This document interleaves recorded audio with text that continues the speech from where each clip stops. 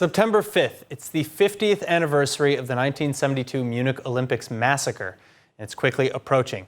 A ceremony is scheduled to honor the 11 Israelis from the Olympic delegation who were murdered at the Games by Palestinian terrorists.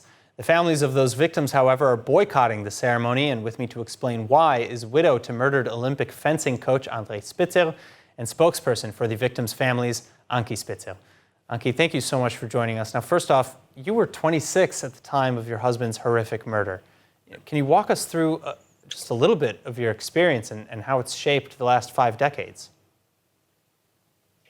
Well, it's hard to explain because it is really a via dolorosa for us, a long and lonesome road for 50 years. Because first we have the terrible attack in Munich, where we have severe criticism on the German government, also for the attack and also for the aftermath, because they could have prevented the attack because they got prior warnings. Then they were not able to protect our athletes. And then they did not know how to rescue them. They did not even rescue one. And they rescued 3 Palestinian terrorists, yes.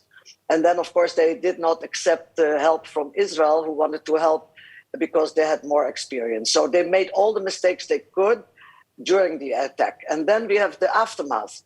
For 20 years, we tried to obtain documents, the ballistic reports, the investigative reports, the forensic reports, and they kept saying to us, the Germans, that they have nothing. I'm originally from Holland, so I'm the neighbor of Germany, and I know that every single detail is being documented by the Germans. So we could not accept that. And then one German citizen, who worked in the archives, he went and stole 80 pages for us. And he said there is much more. And with these 80 pages, we finally, after a fight of months and months, they invited us to come to the archives. And we found there 4,000 files and hundreds of forensic pictures. And that is only a small part because there's a lot of information still hidden until 2047, 25 years from here. I will be long gone by then.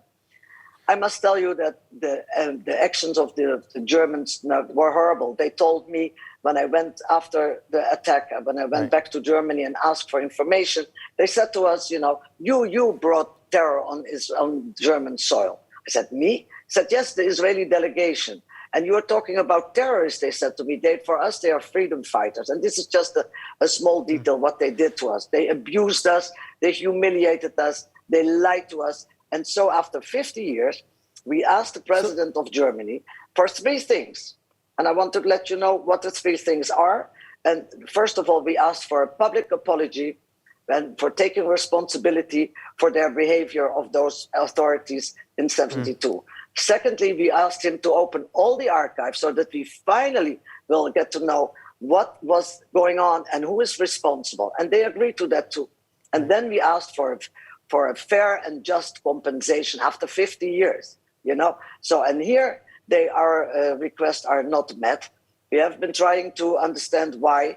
They give us some sum, which is totally ridiculous. Even the Israeli president Herzog, when we told him what they are offering us now after 50 years, he said, this is a joke, and I said, not a joke, it is an insult. So that's my question. What compensation have you been offered?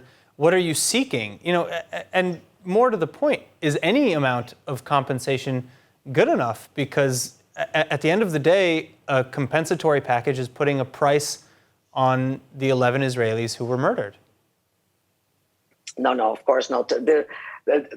Our suffering and the suffering especially of the 14 orphans cannot be paid off by money. But I think if you take responsibility, and this is what President Steinmeier from Germany is going to do, responsibility comes with a price, and at least offer an amount according to international standards. The attack in Munich was an international terror attack, and according to international law, there are standards what should be paid. So we are not asking for the moon, but we are asking for a normal amount which has been paid to other international attacks, like in Lockerbie, like in the disco attack in Berlin in '86. And that's all, but they are not willing to do that. And they're trying to buy us off with a sum of 200,000 euros. And they are going to subtract from that even the lawyers and everything. All right, Ankie, thank you so much for joining me again today, and good luck with your battle that is ongoing with the German government. Thank you.